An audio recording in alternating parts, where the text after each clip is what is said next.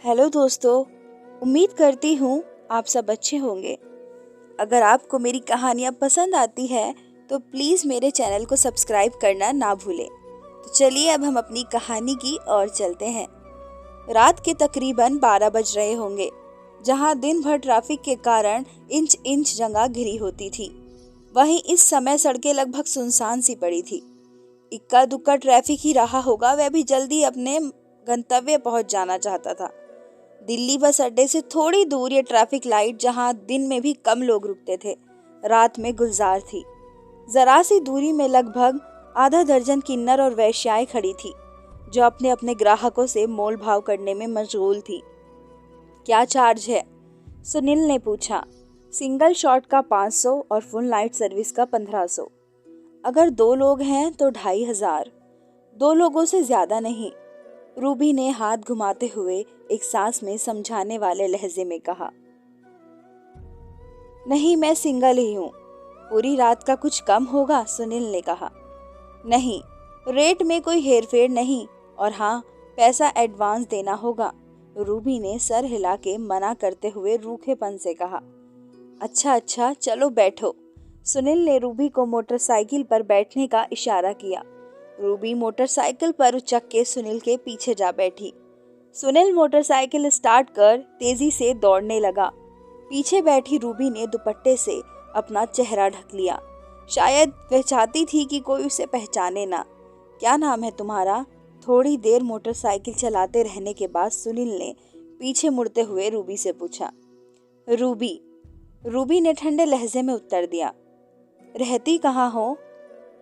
क्या करेगा जान के? नाम गांव जान के क्या करेगा? तू जिस काम के लिए ले जा रहा है वह काम होना चाहिए बस। बाकी क्या करना है तुझे?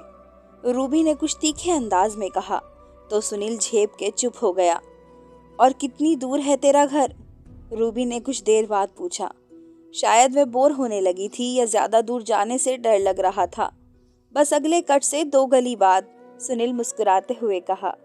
2-3 मिनट बाद एक गली के सामने पहुंचने के बाद सुनील ने मोटरसाइकिल रोक ली और रूबी को मोटरसाइकिल से उतारते हुए कहा कि वह पहले घर का ताला खोलेगा और उसके 5 मिनट बाद रूबी आए, ताकि अगर पड़ोसी उसकी मोटरसाइकिल की आवाज से जग भी जाए तो उसे अकेला ही देखे।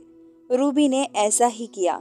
सुनील ने पहले जाके अपने घर का ताला खोला और बाइक पार्क कर आधा गेट खोले रखा। कुछ समय बाद रूबी चुपचाप घर के अंदर आ गई तो सुनील ने तेजी से दरवाजा बंद कर दिया। कमरे के अंदर पहुंच सुनील ने रूबी को सोफे पर बैठने का इशारा किया और खुद फ्रिज से बोतल निकालकर एक गिलास में पानी पीने लगा।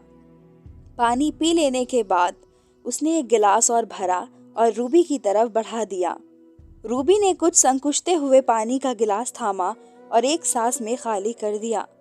पानी पीने के बाद गिलास मेज पर रखते हुए उसने सुनील की तरफ देखा और कहा, तो शुरू करें? सुनील रूबी की बात सुन उसके पास आके बैठ गया और उसका दुपट्टा हटा के उसको निहारते हुए बोला, रिलैक्स, अभी सारी रात बाकी है, कुछ एंजॉय करते हैं पहले। फिर वह उठा और कपड़े बदलने लगा। कपड़े बदल के वह फिर फ्रिज के पास जा पहुंचा और फ्रिज में रखी सिग्नेचर की बोतल निकाल के वापस फ्रिज को बंद कर दिया। 2 गिलास पानी की बोतल और नमकीन काजू से भरी कटोरी लेके रूबी के पास जा बैठा। 2 पैक बना के, एक रूबी की तरफ बढ़ाते हुए और एक खुद पीते हुए। मैं शराब नहीं पीती, रूबी ने हाथ से एक गिलास हटाते हुए कहा। 1 पैक तो ले लो, तुम तो शर्मा रही हो। इस काम में तो ये चलता है, मूड बन जाएगा, सुनील ने थोड़ा जिद करते हुए कहा। सुनील के बार बार जिद और आग्रह करने पर आखिर रूबी मान ही गई। उसने गिलास उठाया और होठों से लगा एक सिप ले लिया। तुम इस धंधे में कब आई? सुनील ने नमकीन की प्लेट रूबी की तरफ सरकाते हुए पूछा।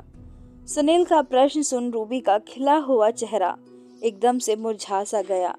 कई दबे हुए दर्द एकाएक उभर आए, जैसे ऊपर से ठंडी पड़ चुकी राख को कोई कुरेर के दबी आग को फिर से हवा दे दे। देखो, तुम बताना नहीं चाहती हो तो कोई बात नहीं, मैं तो बस ऐसे ही पूछ रहा था, तुम धंधे वाली लगती नहीं हो ना। सुनील ने रूबी को खामोश देख कहा।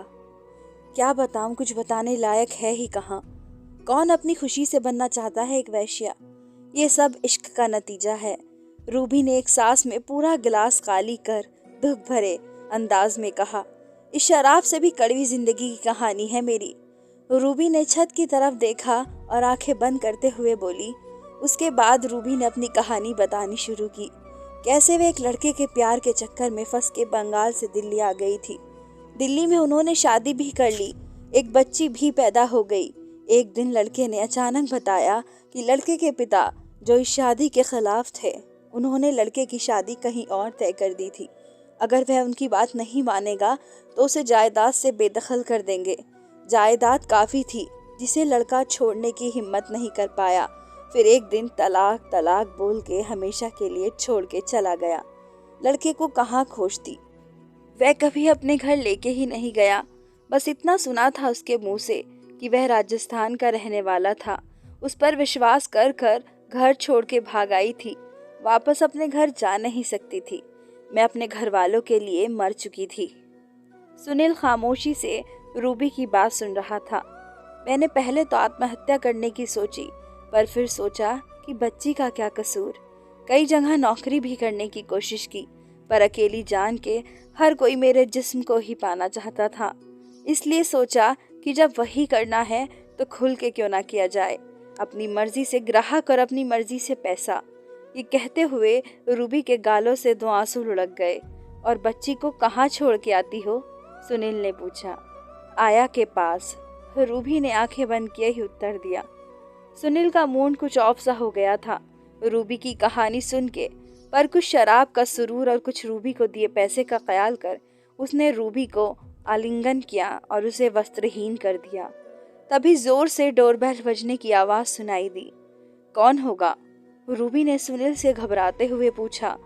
सुनील को खुद नहीं समझ आया कि इतनी रात को कौन आ सकता है।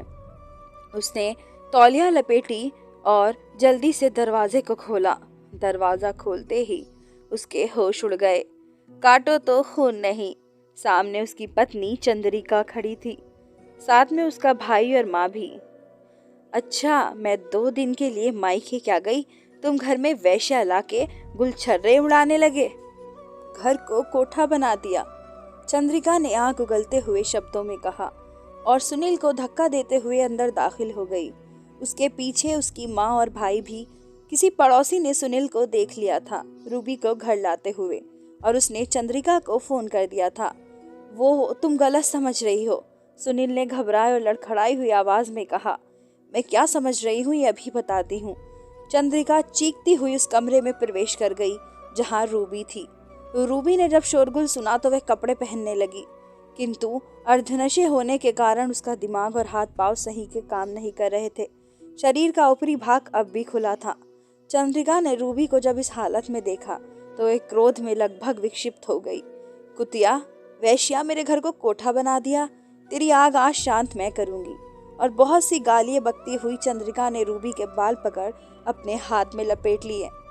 रूबी दर्द से चीख उठी और दोनों हाथों से चंद्रिका की पकड़ को छुटाने की कोशिश करने लगी, किंतु चंद्रिका की पकड़ इतनी मजबूत थी कि रूबी सिवाय चीखने के कुछ न कर पा रही थी। सुनील रूबी को छुटाने की कोशिश करने लगा, पर चंद्रिका ने उसे इतनी जोर से धक्का दिया कि वह लड़खड़ा के दरवाजे से टकरा गया। नशे में होने के कारण वैसे ही वह सही से खड़ा नहीं हो पा रहा था। चंद्रिका रूबी को गालियां बकती हुई किसी की तरह उस पर लात घूंसे बरसा रही थी। रूबी दर्द के मारे सिर्फ चीख रही थी, कुछ बोल ना पा रही थी। चंद्रिका ने रूबी का सर कांच की मेज पर इतनी जोर से मारा कि 12 mm का मोटा कांच चकनाचूर हो उठा।